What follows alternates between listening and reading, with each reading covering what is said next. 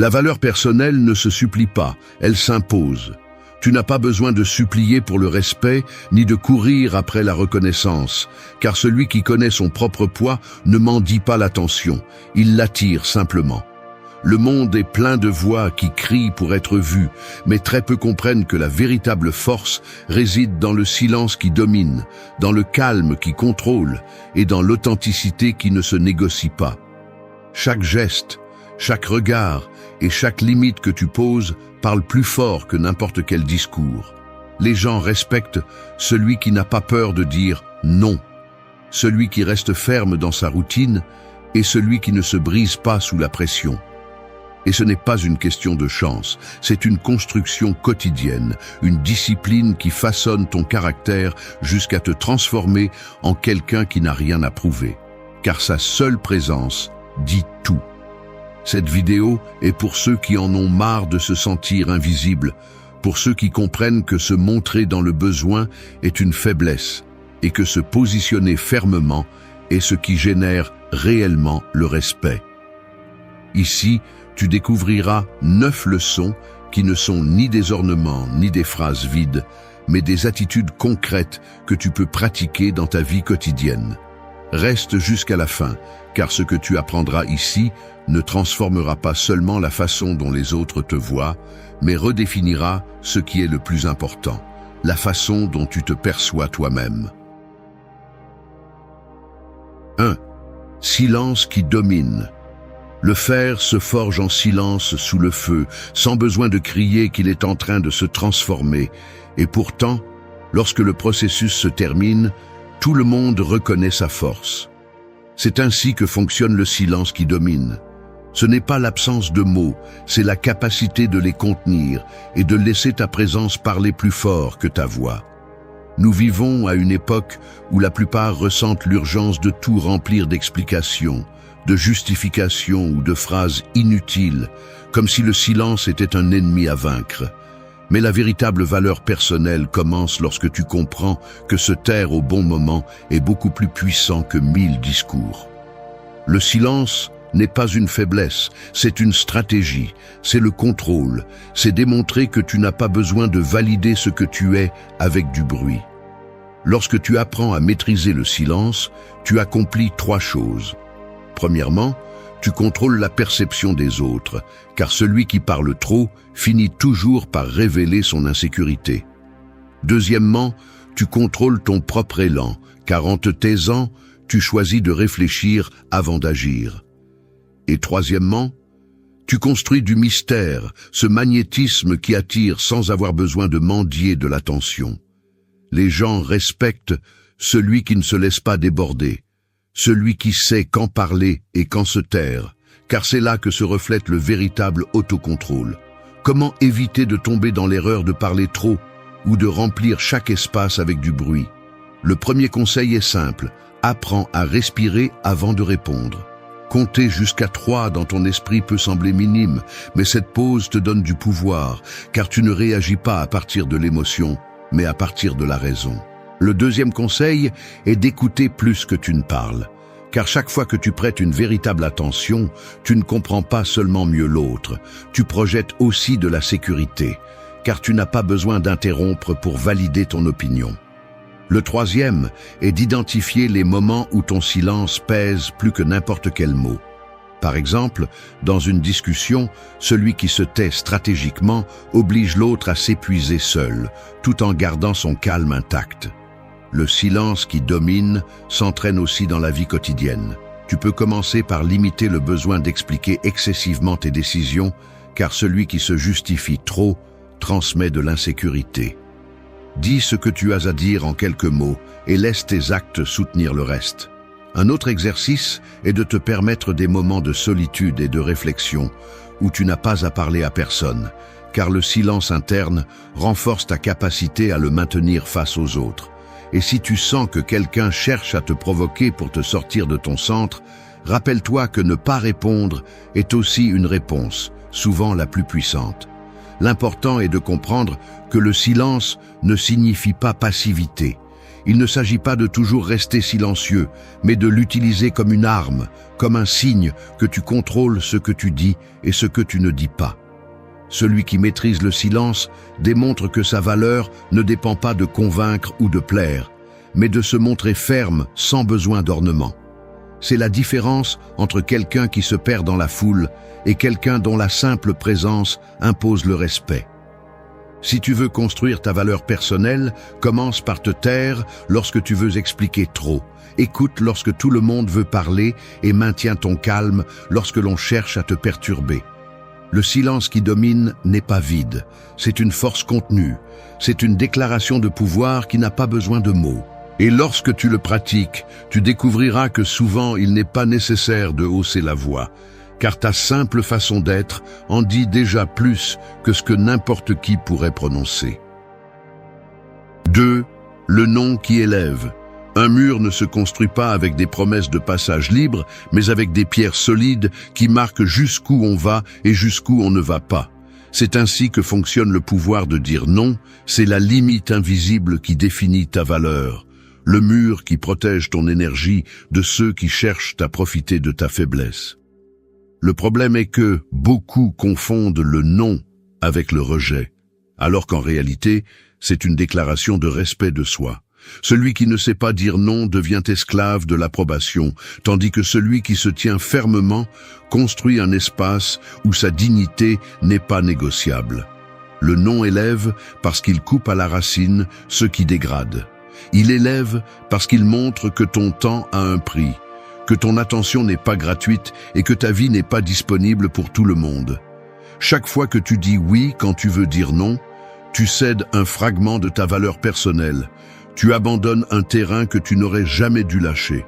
Les gens perçoivent cela clairement, car celui qui accepte tout finit par être traité comme quelqu'un de jetable, tandis que celui qui sait dire non avec fermeté devient quelqu'un de respecté. Comment entraîner ce pouvoir? D'abord, tu dois comprendre que ton non n'a pas besoin d'une explication détaillée. Dire non calmement et avec assurance suffit. Chaque justification inutile affaiblit le message et ouvre la porte à ceux qui essaient de te convaincre du contraire. Deuxièmement, commence par les petites limites. Ne pas répondre aux appels que tu ne veux pas prendre, ne pas accepter les engagements que tu sais que tu ne veux pas tenir. Cet exercice quotidien façonne ton caractère et t'apprend qu'il ne se passe rien quand tu décides de te donner la priorité. Troisièmement, pratique le non comme un acte de sélection. Il ne s'agit pas de rejeter tout, mais de réserver le meilleur de toi pour ceux qui le méritent vraiment. Un exemple clair se trouve dans les relations personnelles. Celui qui dit toujours oui par peur de perdre quelqu'un finit par être manipulé.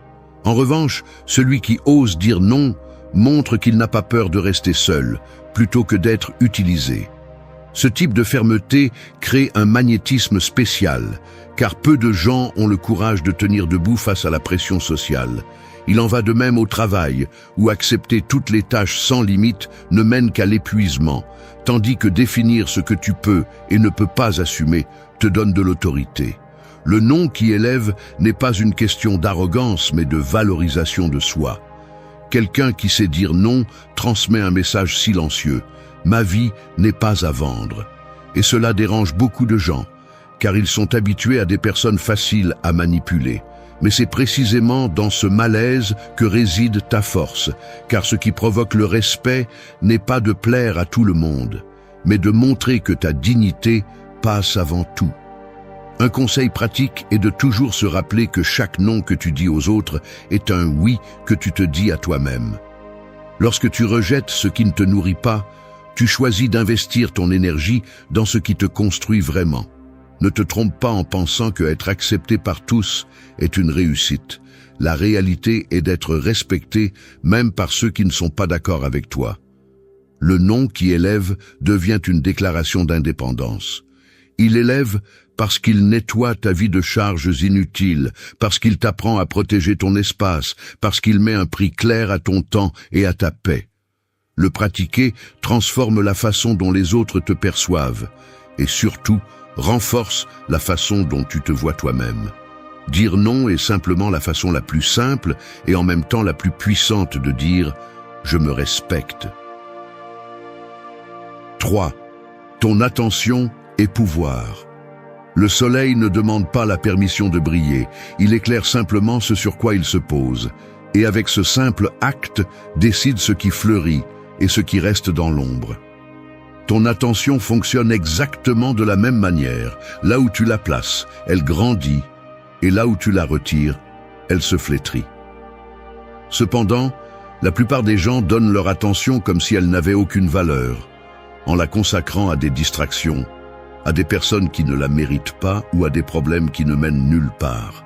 Ils ne se rendent pas compte que ce qu'ils nourrissent avec leur attention finit par définir leur vie entière.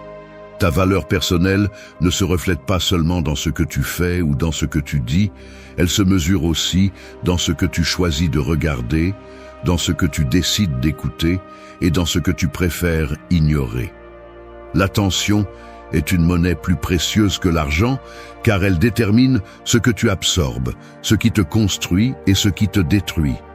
Celui qui ne contrôle pas son attention finit par être contrôlé par tout ce qui est externe, par le bruit des réseaux, par la manipulation de ceux qui cherchent l'approbation et par l'anxiété générée par l'incapacité de fixer une limite. L'erreur la plus courante est de penser que tu peux diviser ton attention en 1000 choses et maintenir le même niveau de pouvoir. C'est faux, car ce qui est dispersé s'affaiblit toujours. Si tu concentres ton énergie sur ce qui compte vraiment, tu deviens quelqu'un de difficile à ignorer. Mais si tu la donnes à quiconque demande ton temps, tu finis par être vide et sans respect. Les gens observent comment tu traites ton attention et le traduisent immédiatement. Si tu la donnes sans filtre, ils croiront que tu ne te valorises pas non plus. Comment protéger ce pouvoir? D'abord, apprends à choisir froidement ce qui mérite ton attention. Tous les messages n'ont pas besoin d'une réponse immédiate. Toutes les invitations ne méritent pas ta présence. Et toutes les personnes n'ont pas le droit à ton écoute. Deuxièmement, organise ta journée autour de l'essentiel. Une routine centrée ne te rend pas seulement plus productif, elle montre aussi aux autres que ta vie a une direction, que tu n'es pas disponible pour n'importe quelle distraction. Troisièmement, pratique l'art d'ignorer sans culpabilité. Car ignorer n'est pas mépriser. C'est reconnaître que ton énergie n'est pas infinie et qu'il ne vaut la peine de la dépenser que dans ce qui favorise ta croissance. Imagine quelqu'un qui, dans une conversation, ne regarde pas son téléphone et ne se distrait pas, mais qui concentre toute son attention sur la personne en face de lui. Cette simple action projette du pouvoir, car elle démontre la maîtrise et le respect. Compare-le maintenant à quelqu'un qui est toujours dispersé, qui ne peut pas maintenir son attention pendant une minute. La différence est abyssale, et tous deux finissent par être traités en conséquence. Ton attention est pouvoir parce qu'elle définit ta réalité, et celui qui la contrôle sa vie. Ne la gaspille pas sur ce qui ne t'apporte rien, investis-la dans ce qui te construit. Quand tu apprendras à diriger ton regard avec fermeté, tu découvriras que ta présence devient magnétique, car dans un monde plein de dispersion, celui qui sait se concentrer devient quelqu'un d'impossible à ignorer. 4. Routine qui forge. L'acier ne devient pas fort d'un seul coup de marteau, mais grâce à des répétitions constantes, du feu et de la discipline. Il en va de même pour votre valeur personnelle. Elle ne se construit pas en un jour et ne se maintient pas avec un seul effort. Elle se forge dans la routine, dans ces actes que vous répétez tous les jours, même si personne ne les applaudit. La grandeur n'émerge pas dans les moments de gloire, mais dans les habitudes silencieuses qui, accumulées, vous transforment en quelqu'un de solide, de fiable et difficile à briser. Beaucoup de gens veulent du respect, mais peu comprennent que le respect naît de la cohérence.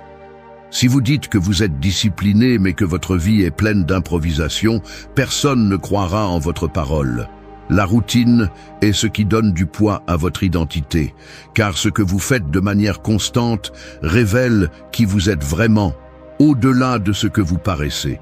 Celui qui entraîne son corps prend soin de son esprit et organise son temps projette de la sécurité sans avoir à l'annoncer. Celui qui néglige sa routine devient quelqu'un de faible, toujours à la merci des circonstances. L'erreur commune est de penser que la routine est ennuyeuse, alors qu'en réalité, elle est la base de la liberté. Seul celui qui a organisé sa vie quotidienne peut profiter de ce qu'il veut sans perdre le contrôle. La routine n'est pas une prison, c'est un terrain d'entraînement qui vous prépare pour que, lorsque la difficulté arrive, vous ne vous effondriez pas. Chaque habitude, chaque action répétée avec intention sculpte votre caractère jusqu'à le rendre inébranlable. Comment pratiquer une routine qui forge? D'abord, définissez l'essentiel. Choisissez 3 actions quotidiennes qui nourrissent votre corps, votre esprit et votre but. Cela peut être de l'exercice, de la lecture et de la planification. L'important n'est pas la quantité, mais la constance. Deuxièmement, protégez vos matinées. Ce que vous faites dans les premières heures de la journée donne le ton pour tout le reste. Alors évitez de les gaspiller en distraction et concentrez-vous sur ce qui vous renforce vraiment. Troisièmement, établissez des limites de temps, car une routine sans ordre devient un désordre déguisé. Si vous décidez de consacrer 1 heure au travail profond, respectez-la sans excuse. Et si vous réservez un espace pour vous, respectez-le comme s'il s'agissait d'un engagement inébranlable. Pensez à quelqu'un qui, tous les jours, quelle que soit la fatigue, se lève, s'entraîne, organise son agenda et avance vers ses objectifs. Cette personne n'a pas besoin de convaincre quiconque qu'elle a de la discipline. Sa routine parle d'elle-même. Maintenant, comparez-la à quelqu'un qui improvise toujours, qui laisse tout à la dernière minute et qui change ses plans facilement. Qui inspire le plus de respect? La réponse est évidente, car la routine ne construit pas seulement des résultats, elle construit la crédibilité. Une routine qui forge ne consiste pas à faire beaucoup, mais à maintenir l'essentiel. Faites de vos jours un atelier où vous travaillez sur vous-même, où le marteau de l'effort et le feu de la constance façonnent votre caractère. N'attendez pas de grandes transformations du jour au lendemain, mais comprenez que chaque répétition, chaque acte discipliné, contribue à une force que tôt ou tard tout le monde verra. Et lorsque votre routine parlera pour vous, vous n'aurez pas besoin d'expliquer quoi que ce soit, car vous serez déjà la preuve vivante de votre propre valeur. 5. Calme qui contrôle. La mer peut être en pleine tempête, avec des vagues qui frappent sans relâche, mais il suffit de regarder au fond de ces eaux pour découvrir qu'il y règne un calme absolu. C'est ainsi que doit fonctionner ton intérieur si tu veux projeter une véritable valeur. Car la force n'est pas dans le fait de crier plus fort que les autres, mais de garder le contrôle lorsque tout le monde perd la tête. Le calme n'est pas passivité ni indifférence. C'est du pouvoir à l'état pur. C'est montrer que rien d'extérieur n'a le droit de te sortir de ton centre. Nous vivons entourés de provocations. Des personnes qui cherchent à t'entraîner dans des discussions inutiles, des situations qui tentent ta impulsivité et des problèmes qui semblent conçus pour briser ta patience. Le dénominateur commun des faibles est qu'ils réagissent sans réfléchir, laissent la colère ou l'anxiété les dominer et finissent par perdre en crédibilité. En revanche, celui qui garde son calme au milieu du chaos démontre qu'il a une maîtrise supérieure, car son esprit gouverne là où les autres se laissent simplement emporter. C'est la différence entre être respecté ou être pris pour quelqu'un de facile à manipuler. Le calme qui contrôle ne signifie pas que tu ne ressens pas, cela signifie que tu sais canaliser. Tu peux te mettre en colère, mais tu choisis de ne pas exploser. Tu peux t'inquiéter, mais tu choisis d'agir avec sang-froid. Cette capacité à te tenir sans te briser est ce qui détermine ton niveau de force. Quelqu'un qui, sous la pression, garde le ton ferme et le regard clair, inspire plus de respect que n'importe quelle démonstration de force physique ou verbale. Comment entraîner ce calme? D'abord, pratique la pause. Avant de répondre à une attaque, respire profondément et rappelle-toi que ta réaction peut être utilisée contre toi. Garder quelques secondes de silence ne te donne pas seulement le contrôle. Cela désarme aussi celui qui s'attend à te voir perdre l'équilibre. Deuxièmement, habitue-toi à analyser avant d'agir. Demande-toi si ce que tu vas dire ou faire te renforce ou t'affaiblit, car chaque décision reflète ton niveau d'autocontrôle. Troisièmement, prends soin de ton état interne quotidiennement. Le calme n'apparaît pas de nulle part. Il se construit avec un repos adéquat, une discipline physique et une clarté mentale. Dans la vie quotidienne, il y a des exemples clairs. Le patron qui crie et perd le contrôle n'inspire pas le respect. Il inspire une peur momentanée. Le leader qui garde son calme, même dans les moments critiques, devient quelqu'un que tout le monde suit avec confiance. Dans une relation, il en va de même. Celui qui répond par des cris alimente le conflit, tandis que celui qui reste serein fait la différence et oblige l'autre à reconsidérer son attitude. Le calme qui contrôle est magnétique parce que peu de gens le pratiquent.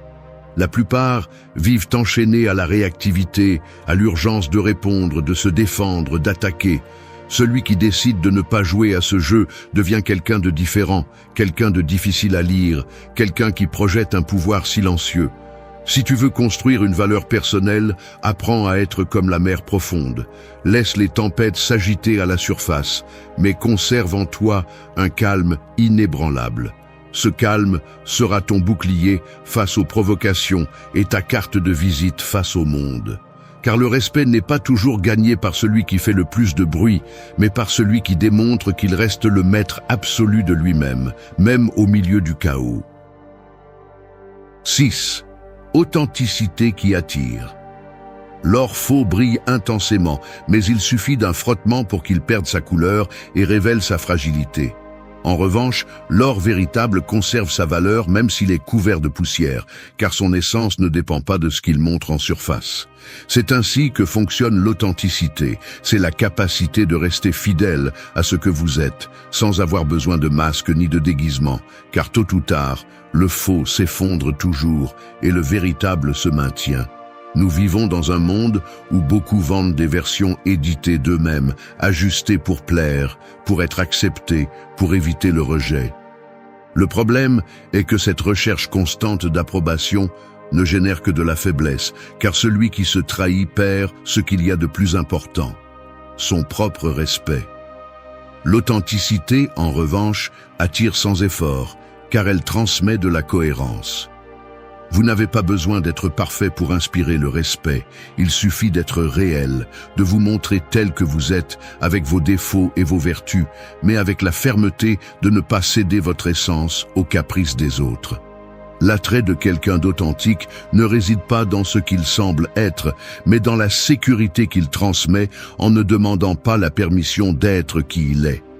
Cette personne dégage du magnétisme parce qu'elle est rare à trouver. Parce que dans un monde de masques, la vérité devient un trésor. L'authenticité n'est pas de l'arrogance, c'est de la clarté. Il ne s'agit pas d'imposer votre façon d'être, mais de montrer que vous n'êtes pas prêt à négocier votre essence juste pour vous intégrer. Comment entraîner cette authenticité? Premièrement, apprenez à reconnaître les parties de vous que vous avez cachées par peur. Si vous remarquez que vous changez votre façon de parler, de vous habiller ou de vous comporter en fonction de qui est présent, c'est un signe que vous n'êtes pas authentique. Deuxièmement, pratiquez l'expression de votre opinion sans fioritures inutiles. Cela ne signifie pas être agressif, cela signifie être clair, même si tout le monde n'est pas d'accord. Troisièmement, éloignez-vous des espaces où vous devez vous déguiser pour vous intégrer, car ce qui exige une trahison constante ne vaudra jamais votre énergie. Dans la vie quotidienne, l'authenticité se reflète dans les petits gestes. L'ami qui ne feint pas de rire de ce qui ne lui fait pas rire transmet plus de respect que celui qui suit le courant. La personne qui s'habille simplement, mais avec assurance, projette plus de pouvoir que celle qui se cache derrière des marques pour impressionner.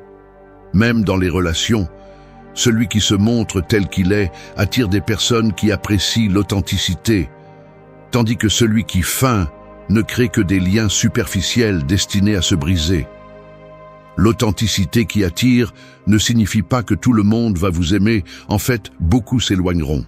Mais c'est précisément ce qui la rend puissante, car le faux peut attirer l'attention de masse, mais jamais le respect réel. L'authentique filtre sans effort, il garde ce qui vaut et jette ce qui gêne. Si vous voulez construire de la valeur personnelle, n'investissez pas d'énergie à fabriquer une image, investissez à polir votre vérité. Soyez de l'or véritable, même s'il met du temps à briller, car contrairement au faux, votre valeur ne disparaîtra pas avec le temps. L'authenticité est la clé qui ouvre les portes du respect et du magnétisme. Et une fois que vous la pratiquerez, vous n'aurez plus besoin de prouver quoi que ce soit, car votre seule présence suffira. 7. Regard qui découvre. Un phare ne parle pas, ne crie pas et ne court pas après les bateaux, il reste simplement ferme en projetant sa lumière, et pourtant tout navigateur sait que cette présence l'observe et le guide. C'est ainsi qu'une conscience fonctionne, c'est un reflet silencieux de ta force intérieure, un signe que tu es éveillé et que rien ne t'échappe. Le regard qui découvre n'est pas invasif, c'est cette énergie qui transmet la sécurité, la fermeté et le contrôle, comme si à travers tes yeux tu disais « Tu ne vas pas me tromper, tu ne vas pas me manipuler, parce que je vois au-delà de la surface ». Dans un monde où beaucoup baissent les yeux pour éviter l'inconfort, maintenir un regard direct est devenu une forme de pouvoir. Il ne s'agit pas de confronter avec agressivité, mais de montrer que tu as la capacité d'être présent, de ne pas fuir la vérité, de ne pas te cacher derrière des excuses. Cette simple action, maintenir le regard avec calme, change complètement la façon dont les autres te perçoivent. Celui qui détourne le regard transmet l'insécurité. Celui qui observe avec clarté reflète la maîtrise. Le regard qui découvre ne sert pas seulement pour les autres, il fonctionne aussi pour toi-même. Si tu n'es pas capable de te regarder avec honnêteté, de reconnaître tes défauts et tes forces, tu ne pourras jamais grandir. Il est facile de se tromper avec des excuses, des auto-justifications, des masques qui te font te sentir mieux momentanément, mais la véritable transformation commence lorsque tu te confrontes à ton propre reflet sans peur. Celui qui peut s'observer avec crudité gagne une force que peu possède, parce qu'il ne vit pas en fuyant de lui-même. Comment entraîner un regard qui découvre? D'abord, pratique la présence. Lorsque tu parles avec quelqu'un, concentre-toi sur la conversation sans distraction, maintiens le regard sans besoin de t'imposer. Cette pleine attention transmet le respect et exige aussi le respect en retour. Deuxièmement, travaille sur ta posture et ton énergie, car le regard n'est pas seulement une question d'yeux, c'est le reflet de tout ton corps. Un dos droit et une respiration calme projettent une confiance qui se reflète dans tes yeux. Troisièmement, ose te regarder dans le miroir sans masque, reconnaissant ce que tu dois encore améliorer sans chercher d'excuses. Cette pratique inconfortable renforce ton caractère, car elle t'oblige à accepter la vérité et à travailler dessus.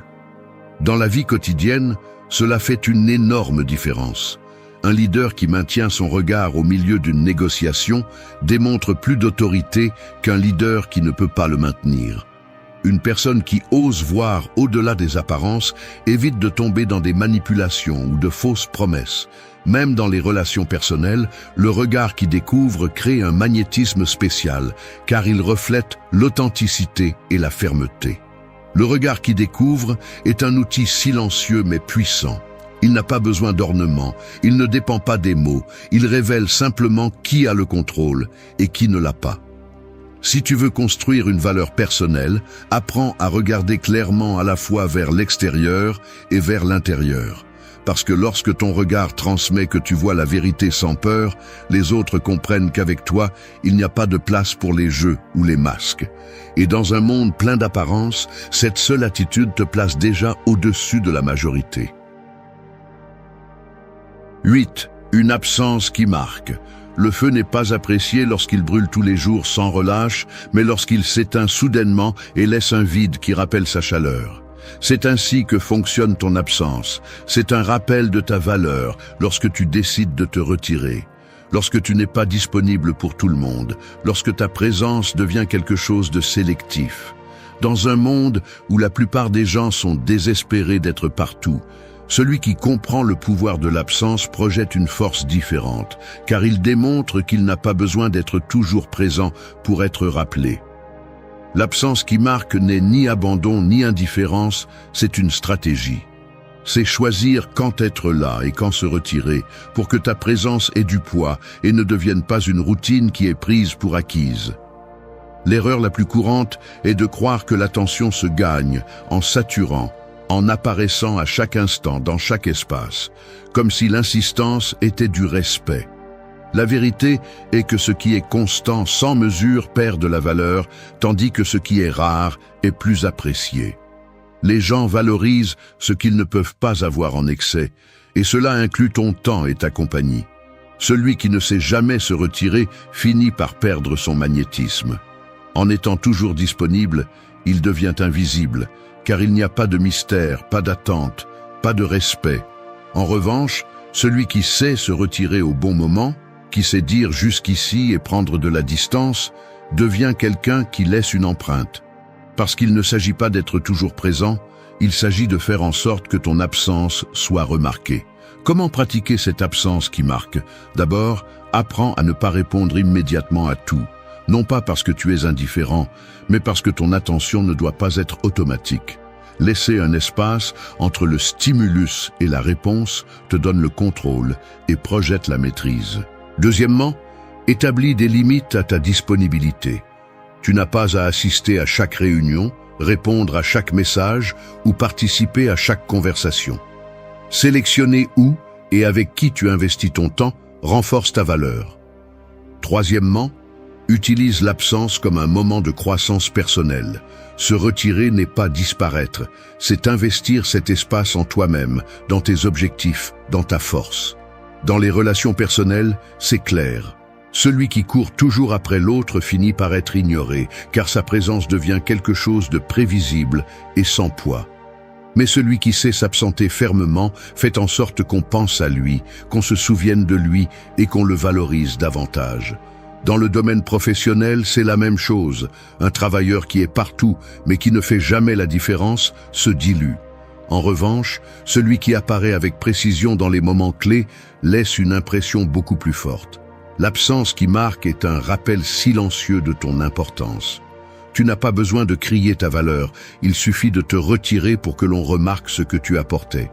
C'est une façon d'apprendre aux autres à ne pas te sous-estimer, à ne pas s'habituer à t'avoir sans effort. Si tu veux construire un véritable respect, apprends à te retirer au bon moment. Parce que lorsque ton absence génère un impact, ta présence devient quelque chose que personne ne veut perdre. Et c'est l'une des façons les plus claires de démontrer le pouvoir, sans avoir besoin de prononcer un seul mot. Le silence est le pouvoir. Ce n'est pas une absence, ce n'est pas une faiblesse. C'est la réponse la plus percutante dans un monde qui dépend du bruit pour se sentir vivant. Lorsque tu décides de te taire, tu ne perds pas, tu prends le contrôle. Parce que pendant que les autres dépensent de l'énergie à crier, à justifier ou à manipuler, tu élèves un mur invisible que personne ne peut traverser, celui de ton calme et de ton détachement. Pendant trop longtemps, tu as donné plus que tu ne devais. Tu courais après l'attention, la reconnaissance, la validation. Mais ce jeu laisse toujours la même trace, le vide. Et voilà la leçon que peu comprennent. Il ne s'agit pas d'insister. Il s'agit de se retirer avec dignité, de montrer que tu n'as pas besoin d'être accepté par quiconque pour confirmer ta valeur. Le silence dévoile des réalités. Il expose celui qui se nourrissait de ta présence, car soudainement, ton absence pèse plus que n'importe quel mot. Et le détachement ne signifie pas froideur, il signifie respect de soi, il signifie liberté. Lorsque tu lâches ce qui ne te valorise pas, ce qui n'ajoute rien, ce qui te tire vers le bas, tu te rends à toi-même la force que tu avais offerte. Cette vidéo ne cherche pas à te consoler avec de jolis mots. Elle cherche à éveiller en toi la certitude que le calme, la tranquillité et le détachement sont des armes beaucoup plus mortelles que la discussion, la supplication ou la dépendance. Reste jusqu'à la fin, car ce que tu vas entendre sont 8 leçons que tu peux appliquer dès aujourd'hui pour arrêter de poursuivre ce qui ne vaut pas la peine et commencer à vivre avec le pouvoir de celui qui n'a plus besoin de prouver quoi que ce soit. 1. Affirme ta valeur sans dépendre de personne. La valeur personnelle est comme une flamme interne. Si tu l'allumes avec le vent de l'approbation externe, tôt ou tard elle s'éteindra, car ce vent change de direction sans prévenir. Mais si tu l'allumes avec ton propre feu, elle sera inébranlable. Dans les relations humaines, qu'elles soient romantiques, sociales ou professionnelles, le piège le plus courant est de croire que tu as besoin de la validation des autres pour confirmer qui tu es. Tu attends un « tu comptes pour moi », un « je te reconnais », un « j'ai besoin de toi » pour te sentir complet, et c'est la chaîne la plus dangereuse, car elle te rend dépendant de quelque chose que tu ne contrôles pas. La première étape est de comprendre que personne n'est obligé de voir ta valeur, mais toi, tu es obligé de la reconnaître. Si tu vis en cherchant le regard de l'autre, tu tomberas dans le désespoir de donner trop, d'essayer de plaire, de te modeler pour t'intégrer. Et la conséquence est simple. Tu te perds. Affirmer ta valeur sans dépendre de personne signifie que tu n'acceptes pas les miettes de reconnaissance, que tu ne donnes pas ta dignité pour être accepté, que tu ne mendis pas l'attention comme si c'était de la nourriture. C'est vivre avec la certitude que ta présence a déjà du poids, même si d'autres choisissent de ne pas le voir. Comment éviter de tomber dans la dépendance? Commence par observer tes comportements quotidiens. Demande-toi, combien de fois dis-tu oui quand tu veux dire non? Combien de fois te tais-tu pour ne pas déranger? Combien de fois changes-tu ta façon d'être pour ne pas être rejeté? Chaque fois que tu le fais, tu donnes une partie de ta valeur à l'approbation externe. Une façon pratique de briser ce cycle est d'établir des limites claires. Dis non fermement, même quand tu as peur de perdre quelqu'un. Ce non est une déclaration de ta valeur, car cela signifie que tu préfères perdre un lien plutôt que de te perdre toi-même. Un autre conseil puissant est d'arrêter de mesurer ton importance par l'attention que tu reçois. Si quelqu'un met du temps à répondre, si quelqu'un ne reconnaît pas ton effort, si quelqu'un ne te donne pas la validation que tu espérais, ne le prends pas comme un jugement de ta valeur. Son silence ou son indifférence parle d'eux, pas de toi. Entraîne ton esprit à ne pas réagir avec anxiété. Chaque fois que tu ressens l'urgence de chercher reconnaissance, rappelle-toi cette règle. Ce qui ne dépend pas de toi ne doit pas gouverner ta paix. Pratique aussi le détachement émotionnel dans tes réussites. Célèbre tes victoires en silence, reconnais ton effort devant le miroir, écris dans un journal tes progrès, sans attendre d'applaudissements. Quand tu t'habitues à te valider, la dépendance se brise. Et quand quelqu'un essaie de minimiser ce que tu es, il n'y aura plus d'effet, parce que ton feu ne dépend pas de son air. La vérité est dure mais libératrice. Celui qui ne s'affirme pas lui-même finira toujours par être affirmé ou détruit par les autres. Affirmer ta valeur sans dépendre de personne signifie marcher la tête haute, non pas pour prouver que tu es meilleur, mais pour te rappeler que tu es suffisant.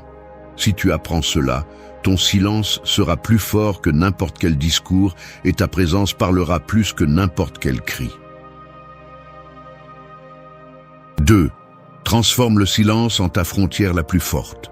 Le silence est comme un mur invisible. On ne le voit pas, on ne le touche pas, mais celui qui tente de le franchir sans permission ressent immédiatement son poids. C'est la limite la plus élégante et en même temps la plus impitoyable que tu peux ériger face à ceux qui cherchent à t'épuiser, à te manipuler ou à s'approprier ta paix. Dans un monde où les gens parlent trop, où les mots sont utilisés comme des armes pour blâmer, justifier ou faire pression, se taire n'est pas de la passivité, c'est une stratégie. Le silence, bien utilisé, est un rappel percutant que tout le monde ne mérite pas ton énergie. Transformer le silence en ta frontière la plus forte ne signifie pas toujours rester silencieux ni fuir les conversations. Cela signifie choisir quand parler et quand garder ta voix pour protéger ta dignité. C'est la différence entre réagir avec colère ou répondre avec calme. Quand quelqu'un t'attaque en attendant ta réaction, le silence coupe le jeu à la racine. Quand quelqu'un veut t'entraîner dans une discussion sans fin, le silence marque la fin de la bataille sans que tu aies eu à lever le petit doigt. Et quand quelqu'un s'habitue à te voir trop disponible, ton silence lui rappelle que ton temps et ton attention sont des privilèges, pas des droits. Comment peux-tu appliquer cette leçon dans ta vie quotidienne? Commence par identifier les moments où ton impulsion est de répondre immédiatement. Si quelqu'un t'offense, respire avant de parler. Si quelqu'un cherche à te provoquer, arrête-toi avant de réagir. Entraîne le muscle de la pause. Ce petit instant de silence, même s'il ne dure que quelques secondes, change complètement le cours de l'interaction. C'est dans cet espace que tu reprends le contrôle de toi-même. Une autre pratique utile est d'utiliser le silence comme limite face à ceux qui ne valorisent pas ta présence. Si quelqu'un ne s'approche que lorsqu'il a besoin de quelque chose, apprends à te retirer sans explication. Tu n'as pas toujours à donner des raisons de ton absence. Ton silence communique plus que n'importe quel discours. Il communique que ton énergie n'est pas disponible pour l'abus. Il est également essentiel d'apprendre à ne pas répondre à chaque message immédiatement. Répondre tard, ou même ne pas répondre, est un rappel que ta vie ne tourne pas autour des demandes des autres. Le silence devient également une frontière lorsque tu l'appliques à toi-même. Arrête de justifier chaque décision. Arrête d'expliquer à tout le monde pourquoi tu agis comme tu le fais. Tu n'as pas besoin d'approbation ni de consentement. Celui qui vit en essayant de donner des explications à tout le monde devient prisonnier des opinions des autres. Ton silence est le terrain où tu sèmes l'indépendance. Apprends à garder pour toi ce qui n'a pas besoin d'être partagé, car tout le monde ne mérite pas d'avoir accès à tes pensées les plus profondes. Rappelle-toi que le silence n'est pas une punition, c'est une défense. Ne l'utilise pas pour manipuler ni pour te venger. Utilise-le pour établir des limites claires. Quand tu t'habitues à réagir avec calme et à te taire quand il n'est pas nécessaire de parler, les gens commencent à percevoir ta force. Celui qui sait se taire n'est pas faible, il est maître de lui-même.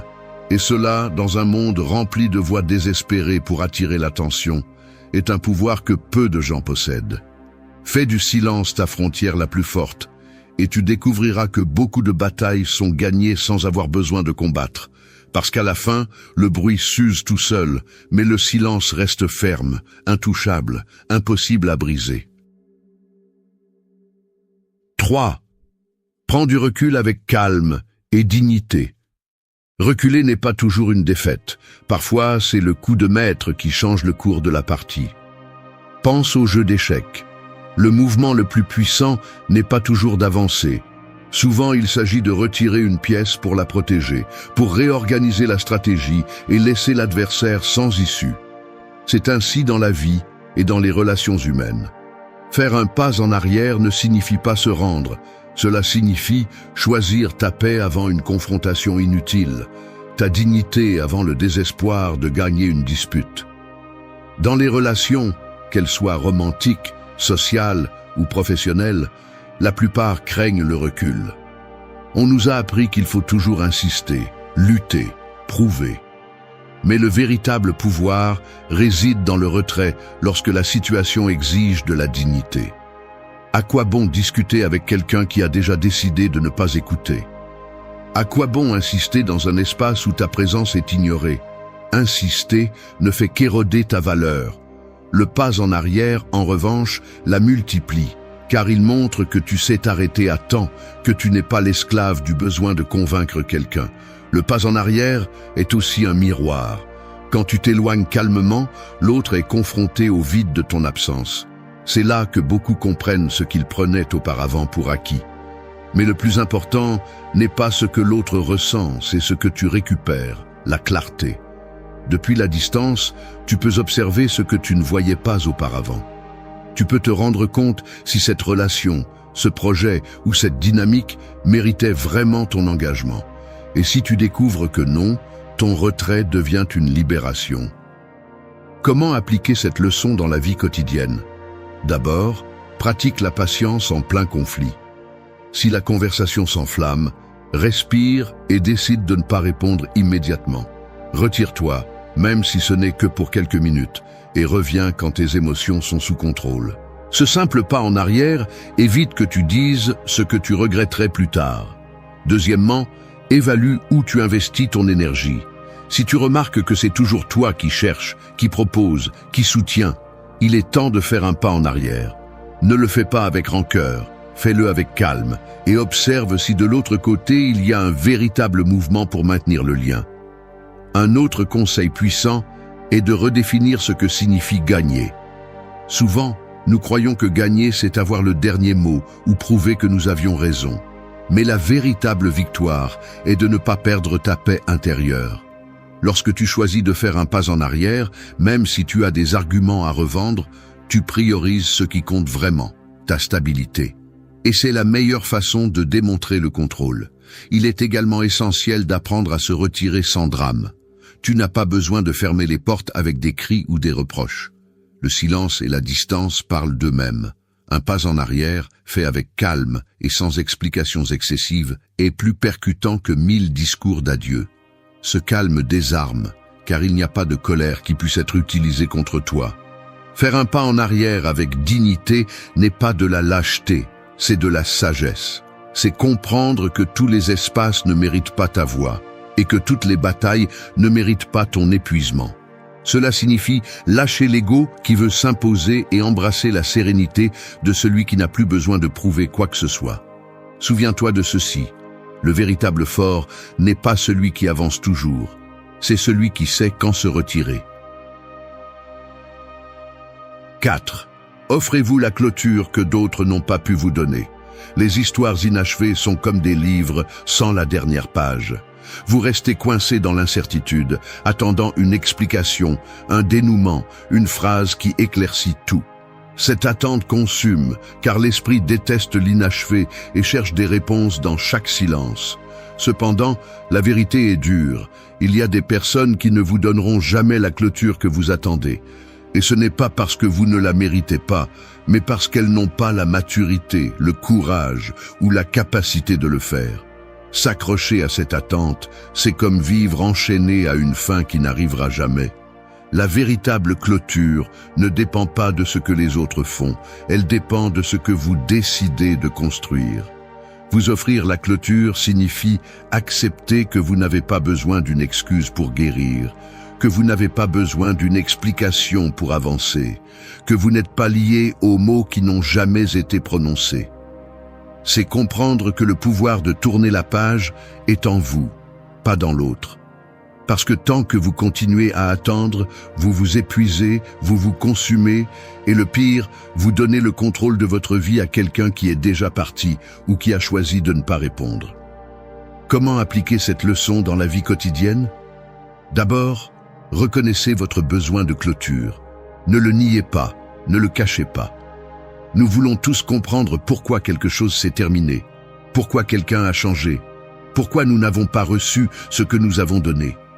Mais la différence réside dans la façon dont vous y faites face.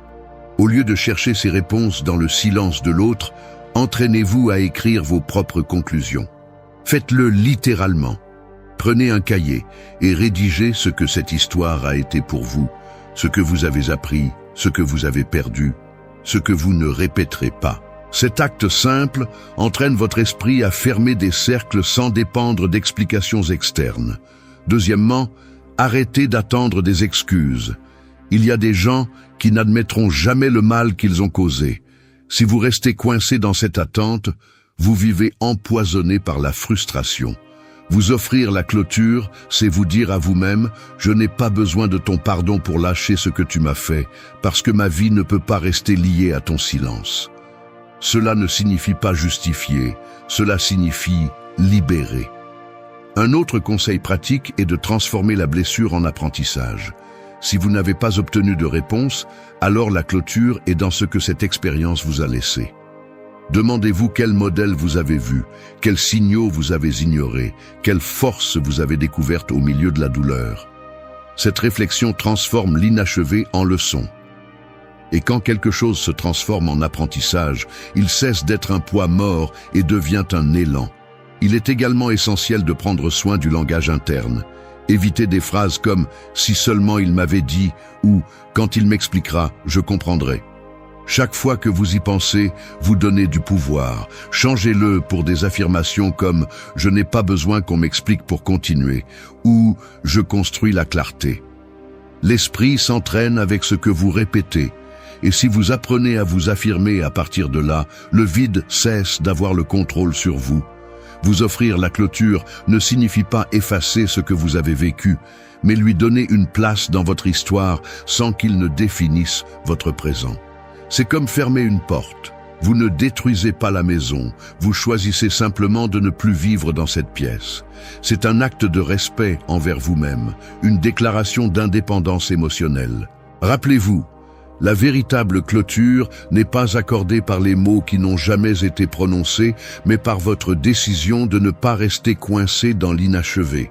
Quand vous comprenez cela, vous arrêtez d'attendre et vous commencez à marcher la tête haute, parce que vous n'êtes plus l'otage du silence des autres. Vous êtes celui qui écrit la fin de vos chapitres. 5. Lâche l'obsession et embrasse l'acceptation.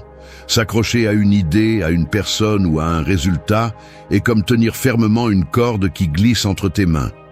Plus tu serres, plus elle te coupe, plus elle te blesse, plus tu saignes. L'obsession fonctionne de la même manière. Plus tu essaies de contrôler l'incontrôlable, plus tu perds ta paix.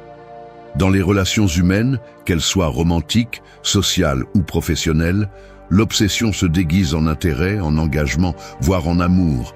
Mais en réalité, c'est un piège mental qui consomme ton énergie et te lie à la souffrance. Lâcher l'obsession et embrasser l'acceptation ne signifie pas abandonner, cela signifie se libérer. Cela signifie reconnaître que tu n'as pas de pouvoir sur la volonté des autres, sur leurs sentiments, sur leurs décisions. Cela signifie comprendre qu'il y a des choses que, aussi fort que tu le souhaites, ne seront jamais entre tes mains. Et l'obsession est précisément cette tentative désespérée de contrôler ce qui appartient au domaine de l'incertain. Accepter, en revanche, c'est choisir le calme face à ce qui ne dépend pas de toi. Comment peux-tu pratiquer cela dans ta vie quotidienne? Commence par identifier tes pensées répétitives. L'obsession se nourrit de la répétition mentale. Pourquoi m'a-t-il quitté? Qu'ai-je fait de mal? Que pensera-t-il de moi? Chaque fois que ton esprit entre dans ce cycle, c'est comme si tu revenais serrer la corde qui te fait mal. Le briser nécessite de la discipline. Une stratégie pratique est de t'arrêter et de te dire « Cela ne me donne pas de réponse. Cela ne fait que me voler de l'énergie. » Nommer l'obsession est le premier pas pour la neutraliser. Un autre conseil puissant est de rediriger ton attention. L'obsession t'enferme en un seul point, comme s'il n'y avait rien d'autre dans le monde. C'est pourquoi il est vital de t'obliger à élargir ton focus. Fais de l'exercice, apprends quelque chose de nouveau, discute avec des personnes différentes. Ton cerveau a besoin de stimuli qui brisent la boucle. Au début, cela sera difficile, car l'obsession voudra te ramener en arrière. Mais avec de la constance, tu découvriras que tu peux prendre de la distance. Il est également important d'apprendre à lâcher la nécessité de réponses parfaites. Souvent, l'obsession naît du désir de tout comprendre dans le détail, de ne pas accepter que certaines choses n'ont tout simplement pas d'explication logique. Le détachement sain consiste à accepter que la vie ne te dira pas toujours pourquoi. L'acceptation, c'est regarder la blessure et dire « Je n'ai pas besoin de réponse pour continuer, j'ai besoin d'avancer même si je ne les ai pas ». La pratique de la gratitude est un autre outil efficace. Lorsque tu remercies pour ce que tu as ici et maintenant, ton esprit s'entraîne à lâcher ce qui manque. Prends l'habitude d'écrire chaque jour 3 choses pour lesquelles tu te sens reconnaissant. Elles peuvent être simples. Ta santé, une conversation sincère, du temps pour toi. Cet exercice coupe l'obsession, car il te ramène au présent au lieu de te perdre dans ce que tu ne peux pas contrôler. Lâcher l'obsession implique également de changer le langage interne. Évite des phrases comme « je ne peux pas vivre sans cela » ou « j'en ai besoin pour me sentir bien ». Chaque mot que tu dis façonne ta perception. Remplace-les par des affirmations comme « je peux continuer » ou « mon bien-être dépend de moi ». Ces phrases, répétées avec discipline, reprogramment ton esprit pour lâcher avec fermeté. Accepter n'est pas se résigner, c'est se renforcer. C'est comme arrêter de lutter contre le courant d'une rivière et apprendre à y flotter. Lorsque tu lâches, tu récupères ton énergie. Lorsque tu acceptes, tu te libères du poids que tu n'aurais jamais dû porter. Et dans ce calme, tu découvres que ta valeur, ta paix et ta force ne dépendent pas de ce qui obsédait ton esprit, mais de ce que tu choisis de cultiver en toi. 6. Fais de la discernement ton plus grand avantage. Marcher dans la vie sans discernement, c'est comme traverser une forêt la nuit avec une lampe de poche sans pile. Tu avances à l'aveuglette, tu trébuches sur ce que tu ne vois pas, tu te fies aux ombres et tu finis par perdre ton chemin. Le discernement, en revanche, est la lumière qui te permet de distinguer le chemin réel des illusions, la vérité des apparences, ce qui a de la valeur de ce qui ne fait que t'épuiser. Dans les relations humaines, le manque de discernement te fait donner ta confiance à n'importe qui, t'ouvrir excessivement ou te maintenir dans des liens qui ne font que drainer ton énergie. Faire du discernement ton plus grand avantage signifie apprendre à voir au-delà des mots et à observer les faits. Cela signifie ne pas te laisser entraîner par des promesses vides, ni par des gestes qui cherchent à manipuler. Car la réalité est claire, tous ceux qui sourient ne sont pas sincères, tous ceux qui s'approchent ne le font pas avec de bonnes intentions, et tous ceux qui disent t'aimer ne savent pas prendre soin de toi. Le discernement est la capacité de filtrer, de mettre à l'épreuve ce que tu reçois, avant de le laisser entrer dans ta vie. Comment peux-tu l'appliquer au quotidien? Commence par observer les actions, pas seulement les mots. Si quelqu'un promet d'être là, mais disparaît quand tu en as le plus besoin, tu as déjà ta réponse. Si quelqu'un parle de respect, mais ne respecte pas tes limites, tu as déjà ta vérité. Le discernement ne se base pas sur ce qu'on te dit, il se base sur ce qu'ils font encore et encore. Entraîne tes yeux à voir des modèles, pas des excuses. Un autre conseil pratique est d'apprendre à écouter l'inconfort interne. Souvent, ton intuition te prévient déjà que quelque chose ne va pas, mais tu choisis de l'ignorer par peur de perdre cette personne ou cette opportunité. Le discernement exige du courage pour prendre au sérieux ces signaux internes. Ne justifie pas l'injustifiable, ne couvre pas avec l'espoir ce qui est évident. Ta paix doit toujours peser plus que ta peur. Il est également essentiel d'établir des critères clairs pour tes relations. Demande-toi, quel est le minimum que j'exige pour me sentir respecté? Quel comportement ne suis-je pas prêt à tolérer? Écris ces réponses et ne les trahis pas. Le discernement se renforce lorsque tu as des règles fermes qui guident tes choix. Si tu acceptes moins que ce que tu as décidé, tu n'exerces pas le discernement, tu abandonnes ton pouvoir. Le discernement n'est pas une méfiance absolue, c'est de l'intelligence émotionnelle. C'est donner de l'espace, mais sans donner ta vie au premier venu. C'est écouter, mais sans avaler chaque mot. C'est ouvrir, mais avec des filtres. Et surtout, c'est comprendre que tout le monde ne mérite pas la même proximité. Il y a des personnes qui peuvent être dans ta vie sans entrer dans ton intimité, et d'autres qui ne méritent même pas une seconde de ton attention. Pratiquer le discernement implique également de savoir quand se retirer. Si une situation a déjà montré son vrai visage, si une personne a déjà franchi la limite plusieurs fois, tu n'as pas besoin de plus de preuves. Ton temps est trop précieux pour continuer à l'investir dans ce qui a déjà prouvé qu'il ne change pas. Celui qui n'apprend pas à discerner répète les erreurs. Celui qui en fait une habitude se protège lui-même de manière silencieuse et puissante. Fais du discernement ton plus grand avantage et tu découvriras que beaucoup de blessures sont évitées avant même qu'elles ne commencent. Parce qu'il ne s'agit pas de devenir froid, il s'agit de devenir conscient. Et celui qui vit avec conscience n'a pas besoin de crier pour être fort, ni de tomber dans des pièges pour apprendre. Il observe simplement, décide et continue d'avancer avec calme et fermeté. C'est là la véritable supériorité du discernement. Il te donne la clarté que d'autres perdent dans la confusion et le bruit. 7. Maîtrise l'art de ne pas réagir.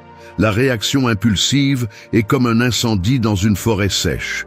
Il suffit d'une étincelle, d'un mot mal dit ou d'un geste offensant pour que tu brûles complètement. Et quand tu réagis sans réfléchir, tu abandonnes ton pouvoir, car tu laisses l'autre décider comment tu te sens, ce que tu dis et comment tu agis.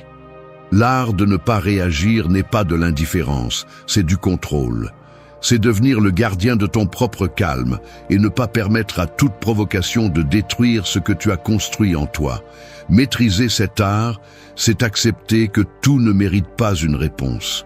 Nous vivons dans un monde où tout le monde veut avoir le dernier mot, où la fierté cherche à s'imposer et où les réseaux sociaux ont transformé chaque différence en une bataille publique. Mais que se passe-t-il si tu choisis de ne pas entrer dans le jeu? Ce qui se passe est puissant. Tu désarmes le provocateur, tu préserves ton énergie et tu démontres que ta paix pèse plus que ton ego.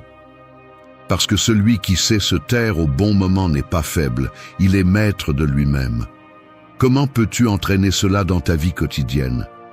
D'abord, pratique la pause. Quand tu sens que ton sang bout, quand un message ou un commentaire te provoque, ne réponds pas immédiatement. Respire, attends, et souviens-toi que le silence est aussi une réponse. Cette pause peut te sauver de discussions inutiles, de mots que tu regretterais plus tard et de décisions impulsives qui laissent des cicatrices.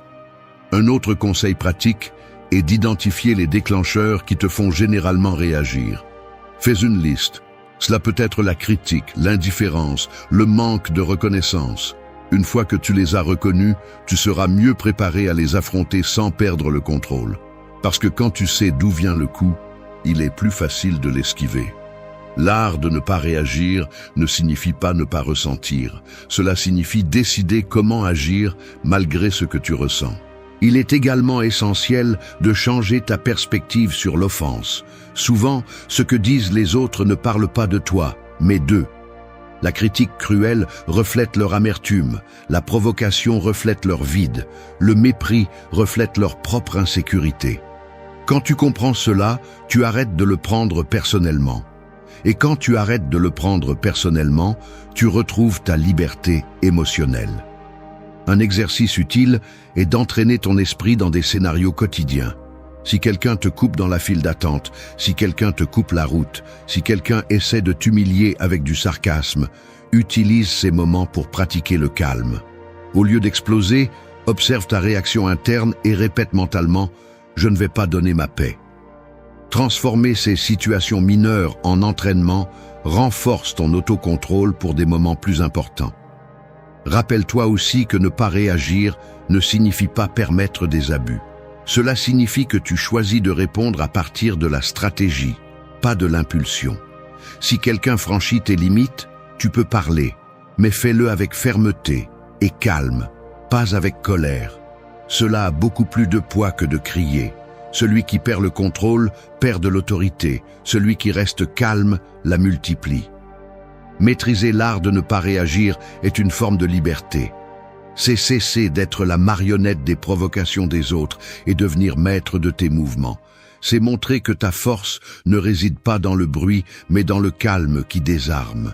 Parce qu'au final, la véritable victoire n'est pas de gagner chaque bataille, mais d'éviter d'être entraîné dans des guerres qui ne valent jamais la peine. La nuit ne ment pas. Quand tout s'éteint et que les voix du monde disparaissent, le silence devient un juge impitoyable qui t'oblige à t'écouter sans filtre. Il n'y a pas d'écran pour distraire, pas d'excuse pour cacher ce que tu es. Il ne reste que toi, ton esprit et les vérités que tu essaies d'éviter pendant la journée. Et là, dans cette obscurité qui dérange, commence le véritable pouvoir du silence. Les stoïciens ont compris qu'il ne faut pas de bruit pour être fort. Il faut du courage pour se taire et affronter ce qui fait mal. Le silence nocturne n'est pas un vide, c'est un champ fertile où grandit la clarté, la tranquillité et la liberté intérieure. Marc Aurèle le vivait dans chaque réflexion avant de dormir. Sénèque l'écrivait comme un remède contre l'anxiété. Épictète l'enseignait comme une discipline pour ne pas être esclave des émotions. Il savait que celui qui maîtrise le silence se maîtrise lui-même. Ce n'est pas un voyage confortable.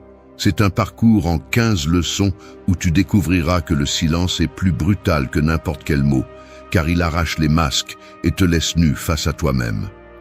Mais c'est aussi le maître le plus honnête.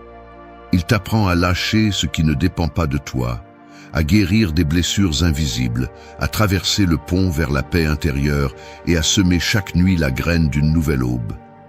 reste jusqu'à la fin, car ici, il ne s'agit pas de belles théories ni de phrases de consolation. Ici, nous parlons de comment le silence peut te transformer en quelqu'un de plus fort, plus conscient et plus libre.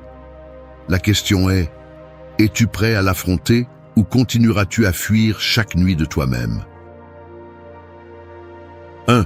Fais du silence ta médecine quotidienne. Le silence nocturne est comme une rivière profonde qui coule sous la surface, invisible pendant la journée, mais impossible à ignorer lorsque l'obscurité recouvre tout. Cette rivière garde des secrets, du calme et de la force, mais elle peut aussi emporter celui qui ne sait pas y entrer avec l'esprit clair. La plupart des gens craignent le silence parce qu'ils le confondent avec le vide, parce qu'ils pensent que c'est une absence inconfortable qui n'apporte que de la solitude. Cependant, le stoïcien sait que le silence est une médecine, et comme toute médecine, il peut être amer au début, mais il devient un remède lorsque tu apprends à le prendre à la bonne dose. Faire du silence, ta médecine quotidienne, signifie transformer ce que beaucoup voient comme un espace vide en un laboratoire personnel où tu entraînes ton esprit à lâcher le bruit, à observer calmement et à écouter ce qui compte vraiment. Le problème est que nous avons rempli nos nuits de distractions qui anesthésient, écrans, conversations superficielles, soucis répétitifs. Nous croyons que cela nous calme, mais en réalité, cela ne fait que nous éloigner davantage de nous-mêmes. Ce dont nous avons besoin, ce n'est pas plus de bruit déguisé en compagnie, mais le courage de rester silencieux et de boire à cette source qui, bien qu'inconfortable au début, renforce l'âme. Comment le transformer en médecine sans qu'il devienne une punition? D'abord, établis un rituel nocturne de déconnexion. Avant de dormir, éteins les appareils, baisse les lumières et concentre-toi sur ta respiration. C'est un geste simple, mais c'est comme préparer le corps à recevoir la juste dose de silence. Tu n'as pas besoin d'heures, 10 minutes de tranquillité totale suffisent pour remarquer comment l'esprit commence à ordonner ce qui semblait chaotique. Le deuxième conseil est d'apprendre à écrire ce qui te poursuit. Lorsque le silence arrive et que les pensées t'attaquent, mets-les sur papier. Écrire, c'est sortir le poison de la poitrine et le laisser dehors pour que le silence guérisse au lieu d'étouffer. Le troisième conseil est de donner un but au silence. Ne le vois pas comme un temps mort, mais comme un entraînement. Utilise ces moments pour réfléchir à des questions stoïciennes. Qu'ai-je fait aujourd'hui qui était sous mon contrôle? Quelles émotions m'ont dominé et lesquelles ai-je pu dominer? Cette pratique transforme la nuit en un maître sévère mais juste. Il ne s'agit pas de te critiquer sans pitié, mais de te reconnaître avec honnêteté et d'apprendre de cela. Tu dois aussi éviter de confondre le silence avec l'isolement destructeur. Ce n'est pas t'éloigner du monde, ni t'enfermer dans un vide, mais créer un espace conscient où le calme peut guérir. Si tu remarques que le silence se transforme en anxiété insupportable, change de perspective. Accompagne-le de respiration profonde, de musique douce sans paroles ou d'une brève méditation guidée. L'objectif n'est pas de fuir, mais de t'habituer peu à peu, comme celui qui s'habitue à un goût fort jusqu'à découvrir sa valeur nutritive. Fais du silence ta médecine quotidienne et tu verras comment ta relation avec la nuit change. Tu cesseras de craindre le moment où tout se tait, parce que tu comprendras que c'est là que se cache la force que le bruit n'a jamais pu te donner. Chaque dose de silence prise avec discipline te rendra plus résistant à l'anxiété, plus maître de ton esprit et plus libre face aux distractions qui consomment ton énergie. Le silence est un maître sévère, oui, mais c'est aussi le seul qui te montre la vérité sans fioriture.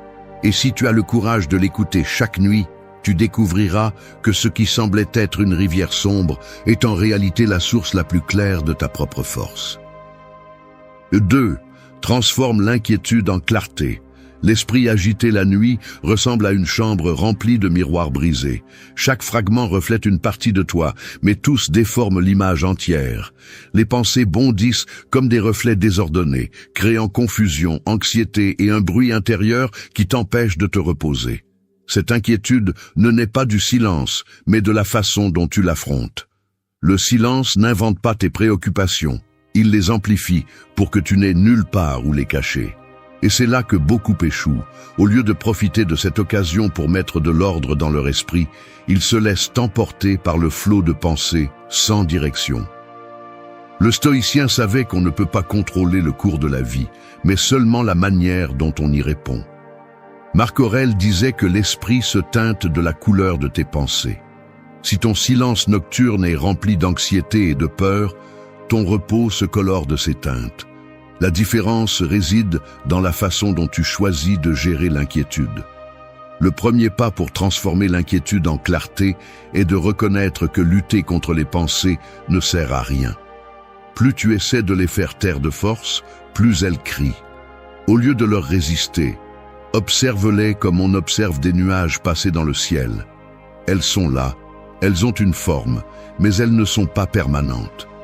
Cet acte simple d'observation réduit le poids que tu leur donnes et ouvre un espace pour que le silence agisse comme un filtre. Le deuxième conseil est d'utiliser la respiration comme encre. Quand l'esprit s'accélère, le corps suit. Respire lentement, profondément, en comptant chaque inspiration et chaque expiration. La respiration n'apaise pas seulement le corps, elle ordonne aussi l'esprit. C'est un principe fondamental de la philosophie stoïcienne, revenir au présent, car le présent est toujours plus supportable que les fantômes du futur ou les échos du passé. Une troisième habitude puissante consiste à pratiquer la gratitude nocturne. Quand l'inquiétude surgit, ton esprit se focalise sur ce qui manque ou sur ce qui a mal tourné. Change cette direction par un acte de rébellion. Écris ou répète à voix basse 3 choses pour lesquelles tu es reconnaissant dans la journée. Elles n'ont pas besoin d'être grandes, le sourire de quelqu'un, le fait d'avoir résisté à une tentation, ou simplement celui d'avoir un toit. La gratitude agit comme une lumière qui traverse l'obscurité de l'inquiétude et révèle un chemin de clarté. Une autre stratégie consiste à transformer l'énergie de ces pensées en plans concrets. Si ce qui t'inquiète est quelque chose que tu dois résoudre, écris un plan simple pour demain. Noter une action claire transforme le bruit en direction et libère ton esprit du fardeau de devoir te le rappeler toute la nuit. Sénèque enseignait que nous ne souffrons pas tant de ce qui est réel que de ce qui est imaginé. Le dernier conseil est d'accepter que toutes les réponses n'arrivent pas immédiatement. Le silence ne résout pas toujours sur le champ, mais il donne l'espace nécessaire pour que les idées s'ordonnent. Parfois, la clarté n'apparaît pas pendant la nuit même, mais au matin, après avoir permis à ton esprit de se reposer. L'important est de ne pas confondre inquiétude et échec, mais de la voir comme un signal qu'une partie de toi demande ton attention, et que le silence est l'endroit idéal pour la découvrir. Transformer l'inquiétude en clarté est un acte de discipline et de courage. Cela ne signifie pas que le bruit intérieur disparaît à jamais, mais que tu apprends à l'utiliser comme matière première pour créer de l'ordre. La prochaine fois que la nuit t'assaillira de pensées débordantes, souviens-toi que c'est toi qui décides si ces fragments de miroir brisés te blessent ou si tu les ajustes pour voir un reflet plus net. Le silence t'offre l'espace, mais la clarté, c'est toi qui la construis. 3. Lâche ce qui ne dépend pas de toi. L'esprit chargé de soucis ressemble à un voyageur qui essaie de traverser un pont en portant des pierres dans ses poches, un sac à dos plein et des chaînes attachées à ses pieds. Il avance, oui, mais chaque pas est lent, douloureux et souvent inutile. Le pire, c'est que la plupart de ces pierres ne lui appartiennent même pas. Il les a ramassées sur le chemin parce qu'il croyait qu'il devait les porter. C'est ainsi que nous vivons chaque nuit, accrochés à des problèmes, à des opinions étrangères et à des situations qui n'ont jamais été sous notre contrôle. Le silence de la nuit expose ce poids de manière brutale, car au milieu du calme, tu entends avec plus de force tout ce que tu ne peux pas changer. Le stoïcisme enseigne que la liberté commence lorsque tu distingues ce qui est sous ton contrôle et ce qui ne l'est pas. Épictète a été clair. L'extérieur est indifférent. L'intérieur est la seule chose qui compte. Cependant, nous continuons à perdre de l'énergie dans ce que nous ne pourrons jamais maîtriser, de l'opinion des autres au cours de la chance. À quoi bon te fatiguer dans des discussions mentales avec des scénarios qui ne sont pas entre tes mains? Le résultat est toujours le même. anxiété, frustration et perte de temps précieux. Le premier conseil pour lâcher ce qui ne dépend pas de toi est de pratiquer la dichotomie du contrôle de manière consciente. Avant de dormir, pose-toi 2 questions simples. Est-ce que cela est sous mon contrôle? Puis-je faire quelque chose à ce sujet maintenant? Si la réponse est non, alors libère-le. Il n'a pas de sens de porter un poids que tu ne peux pas bouger. Cette habitude mentale fonctionne comme un filtre qui nettoie ton esprit avant de dormir et te permet de te reposer avec plus de sérénité. Le deuxième conseil est d'arrêter d'être obsédé par l'opinion des autres. Souvent, l'inquiétude nocturne surgit parce que quelqu'un a dit quelque chose qui a blessé ton orgueil ou parce que tu crains ce que les autres pensent de toi. Marc Aurèle rappelait que bientôt tout le monde oubliera, même ceux qui jugent aujourd'hui. T'accrocher à ces voix ne fait que te lier à un jugement qui ne contrôle pas ta vie. Change de focus. Pense à comment tu as agi, à ce qui était entre tes mains, et laisse le reste se dissoudre dans le silence. Une autre pratique puissante est de visualiser l'acte de lâcher. Quand tu es allongé et que les pensées te tourmentent, imagine que chaque souci est une pierre dans ta main. Lâche-la mentalement et sens comment elle tombe au sol. Cet exercice symbolique donne à ton esprit le sentiment de libération. Et bien qu'il semble simple, il entraîne ton inconscient à lâcher plus facilement. Le quatrième conseil est de limiter la consommation d'informations avant de dormir. L'excès de nouvelles, de réseaux sociaux et de drames étrangers te remplit de charges qui ne sont pas les tiennes. Demande-toi, ai-je vraiment besoin d'emporter cela au lit? La plupart du temps, la réponse est non. Remplis ton silence de tes propres réflexions, pas des problèmes d'un monde que tu ne pourras jamais contrôler. Enfin, comprends que lâcher prise ne signifie pas abandonner. Cela signifie prioriser. Le stoïcien n'est pas indifférent par froideur, mais parce qu'il comprend que sa force est limitée et qu'il doit l'investir dans ce qu'il peut réellement transformer. C'est de l'intelligence pratique. Celui qui ne lâche pas l'extérieur s'épuise inutilement. Celui qui le lâche gagne en clarté et en pouvoir sur lui-même. Le silence de la nuit devient un médicament lorsque tu laisses tomber ce qui ne dépend pas de toi. Chaque pierre lâchée est un pas plus léger vers le calme, et chaque chaîne brisée est un rappel que la liberté n'a jamais été à l'extérieur, elle a toujours été dans ta façon de choisir. 4. Nettoie tes blessures invisibles. Les blessures qui pèsent le plus ne sont pas celles qui saignent, mais celles que personne ne voit. Elles se cachent comme des cicatrices sous la peau de l'âme, silencieuses pendant la journée, mais la nuit, elles se réveillent avec plus de force. C'est comme marcher avec des morceaux de verre enfouis dans les pieds. Ils ne se voient pas de l'extérieur, mais chaque pas fait mal. Le silence nocturne, en éteignant tout bruit extérieur, met à nu ces marques que nous préférons ignorer, des souvenirs qui font mal, des mots qui ont blessé et des erreurs qui continuent à faire mal. Si tu n'apprends pas à les nettoyer, tu continueras à répéter la même histoire encore et encore. Les stoïciens savaient que l'esprit malade ne se guérit pas avec des distractions, il se guérit avec la réflexion et la discipline. Sénèque disait que personne n'est plus malheureux que celui qui ne regarde jamais en lui-même. Dans le silence de la nuit, une opportunité unique s'ouvre. Écoutez ces blessures invisibles pour commencer à les guérir. Il ne s'agit pas de recréer la douleur, mais de l'affronter avec courage, de la reconnaître et de lui donner le traitement qu'elle mérite. Le premier conseil est de ne pas fuir tes émotions. Quand l'inconfort arrive, beaucoup cherchent à le couvrir avec du divertissement ou du bruit. Cette habitude est comme couvrir une blessure avec des vêtements sans la désinfecter. Elle semble cachée, mais elle continue à s'infecter. Au lieu de fuir, consacre quelques minutes chaque nuit à te demander quelle émotion est apparue avec le plus de force pendant la journée.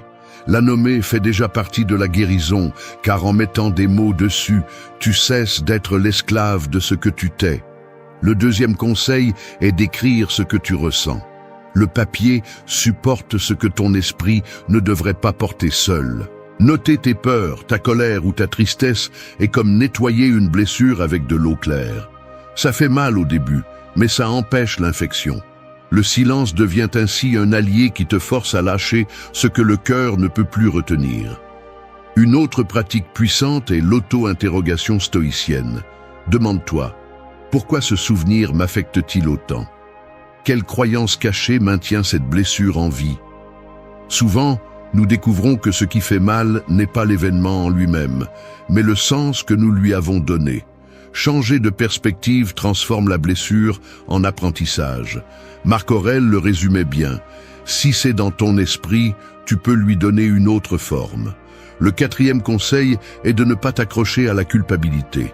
Beaucoup de blessures invisibles restent ouvertes parce que tu revives encore et encore ce que tu as fait de mal. Mais la culpabilité perpétuelle ne guérit pas, elle paralyse seulement. Apprends à la remplacer par la responsabilité. Reconnais ton erreur, assume ce qui dépend de toi et laisse le reste se dissoudre.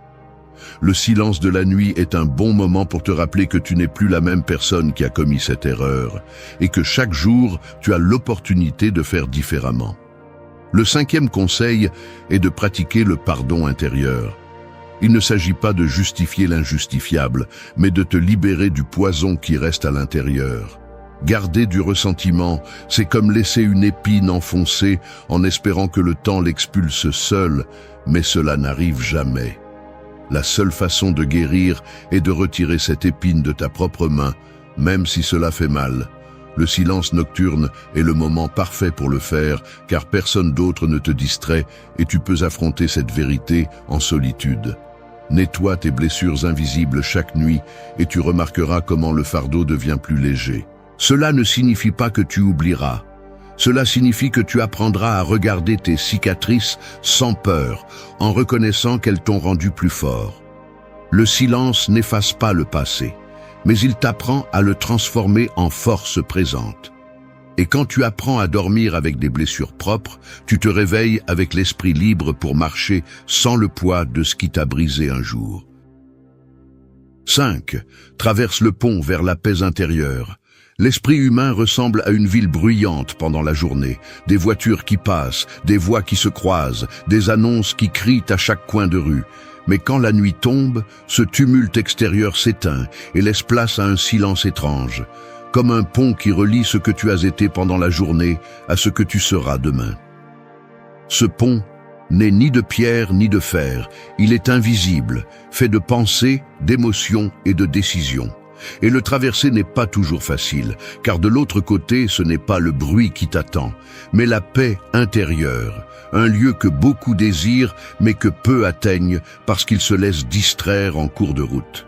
Les stoïciens ont compris que la paix ne se trouve pas dans les palais, ni dans la richesse, ni dans la célébrité, mais dans la façon dont tu apprends à gouverner ton esprit. Marc Aurèle le disait sans détour. La tranquillité vient de l'ordre de tes propres pensées. Le silence nocturne est ce pont qui t'invite à mettre de l'ordre dans ce qui désordonne ta vie. Si tu le traverses avec discipline, chaque nuit devient un acte de libération. Un pas ferme vers un terrain où rien d'extérieur ne peut te secouer. Le premier conseil pour traverser ce pont est de reconnaître que la paix intérieure ne se mendie pas, elle se construit. Arrête d'attendre que les circonstances changent pour te sentir en paix. Si ton esprit dépend du calme du monde, tu ne te reposeras jamais. La nuit, quand tout se tait, répète cette vérité. L'extérieur ne m'appartient pas, ma paix dépend de moi. Transformer cette idée en habitude, c'est comme poser des planches solides sur le pont jusqu'à le rendre plus solide. Le deuxième conseil est de pratiquer la respiration consciente comme outil de transition. Chaque inhalation est un pas sur ce pont. Chaque exhalation laisse derrière elle un fardeau. Respire en comptant lentement jusqu'à 4.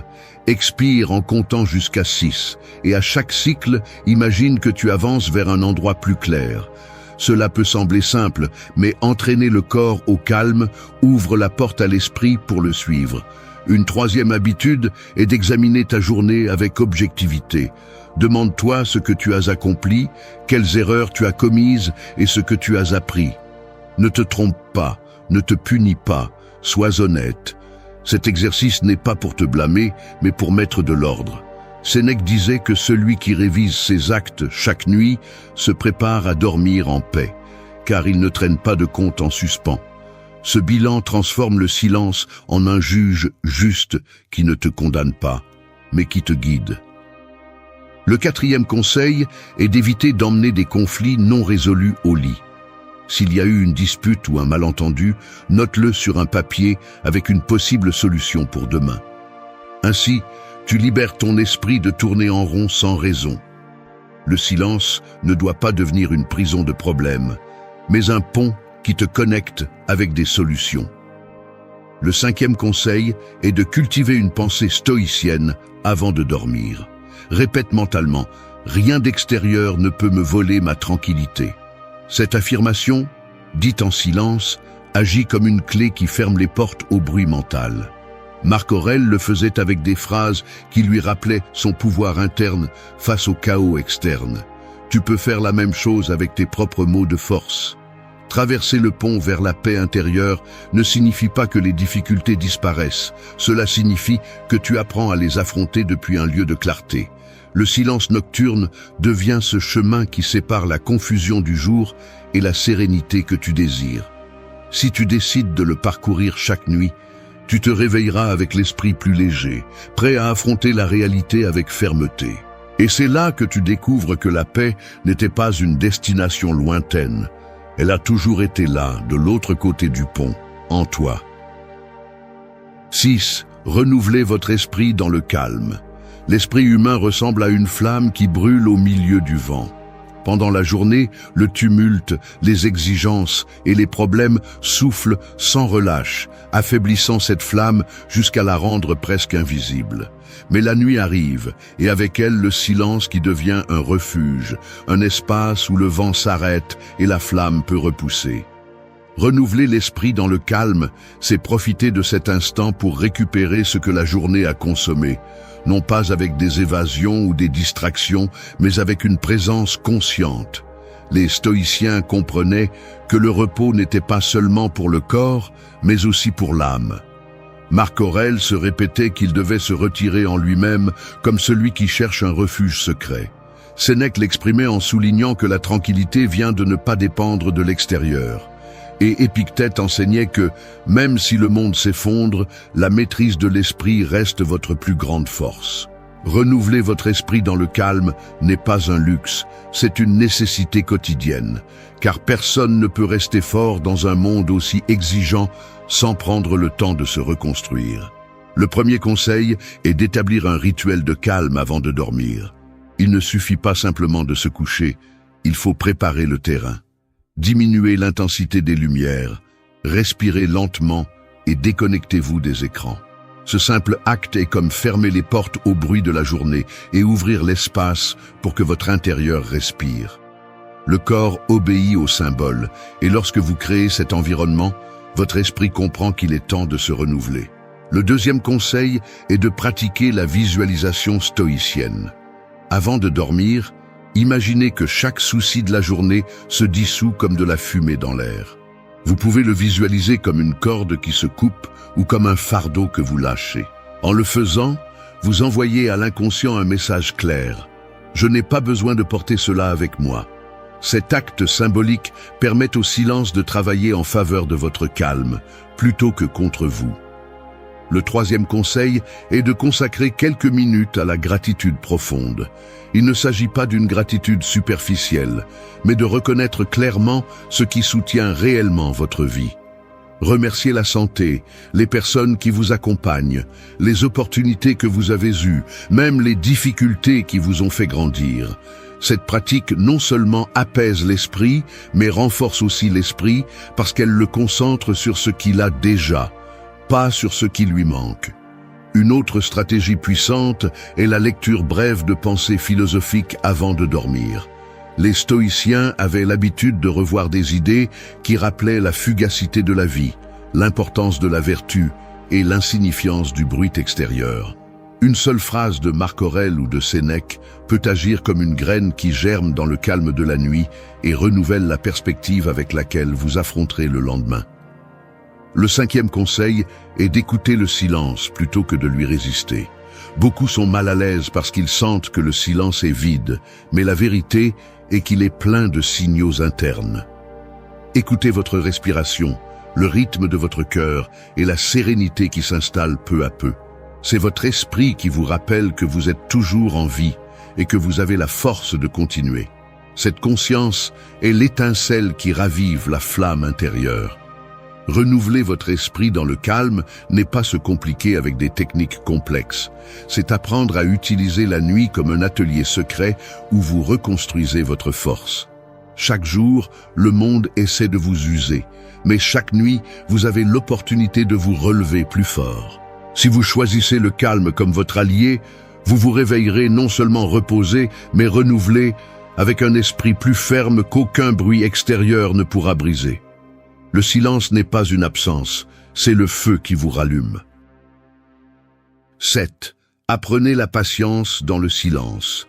Le silence nocturne ressemble à une horloge sans aiguille. Il ne marque pas l'heure, il ne court pas, il est simplement là. Et cette tranquillité, qui pour beaucoup est insupportable, est en réalité le plus dur des enseignants, la patience. Le monde moderne nous a formés à l'immédiateté, à vouloir des résultats instantanés, des réponses rapides et des gratifications immédiates. Mais lorsque la nuit tombe et qu'il n'y a pas de stimuli externes pour nous divertir, ce que nous évitons tant se révèle, l'incapacité d'attendre sans anxiété. La philosophie stoïcienne soutenait que la patience n'est pas de la passivité, mais de la maîtrise de soi face au temps. Épictète disait que nous ne souffrons pas des choses, mais de la façon dont nous les interprétons. Cette interprétation, lorsqu'elle manque de patience, se transforme en impatience destructrice. Vous voulez que tout change maintenant, que les blessures guérissent rapidement, que les plans se réalisent immédiatement. Le silence, cependant, enseigne le contraire. Il vous oblige à vous arrêter, à accepter que les choses prennent leur rythme et que résister à ce rythme ne fait qu'augmenter la douleur. Le premier conseil pour apprendre la patience dans le silence est de s'entraîner à respirer comme un exercice d'attente. Prenez quelques minutes pour inspirer profondément, retenir votre souffle et ensuite le relâcher lentement. Ce geste simple entraîne votre corps et votre esprit à supporter la pause. Chaque respiration devient une leçon pratique. L'important n'arrive pas en courant. Il arrive lorsque vous respectez le rythme naturel. Le deuxième conseil est d'utiliser le silence nocturne pour observer vos pensées sans réagir immédiatement. Lorsque l'impatience arrive, ne cherchez pas de solution rapide ni d'échappatoires immédiats. Imaginez que vos pensées sont des enfants agités dans une salle de classe. Votre rôle n'est pas de les punir ni de courir après eux, mais de les observer jusqu'à ce qu'ils se calment d'eux-mêmes. Cette attitude développe la patience intérieure que vous pourrez ensuite appliquer dans votre vie quotidienne. Le troisième conseil est d'établir de petits défis d'attente consciente. Par exemple, lorsque vous vous couchez, évitez de vérifier votre téléphone pendant les 30 premières minutes. Cette petite discipline renforce votre tolérance à la pause. Ce qui semble insignifiant dans la pratique quotidienne construit des muscles de patience pour des situations plus grandes. Marc Aurèle rappelait que rien de grand ne surgit du jour au lendemain, et apprendre à attendre dans les petites choses prépare le caractère pour les grandes. Une autre pratique précieuse est de transformer l'impatience en réflexion. Chaque fois que vous ressentez l'urgence de résoudre quelque chose dans la nuit, au lieu de vous lever ou de vous agiter, demandez-vous quelle partie de cela dépend vraiment de moi et quelle partie nécessite du temps. Cette simple question désarme l'anxiété, car elle vous rappelle que tout ne se résout pas par une action immédiate. Souvent, la meilleure décision est d'attendre et de laisser le temps faire son travail. Le cinquième conseil est de se rappeler que la patience est un acte de force, pas de faiblesse. Celui qui attend calmement n'est pas passif, c'est quelqu'un qui a confiance en sa capacité à résister. Sénèque disait que rien ne nous appartient plus que le temps, et le gaspiller en impatience est une insulte à cette ressource si limitée. Utilisez le silence nocturne pour vous réconcilier avec le temps, pour comprendre que chaque attente est aussi une opportunité de croissance.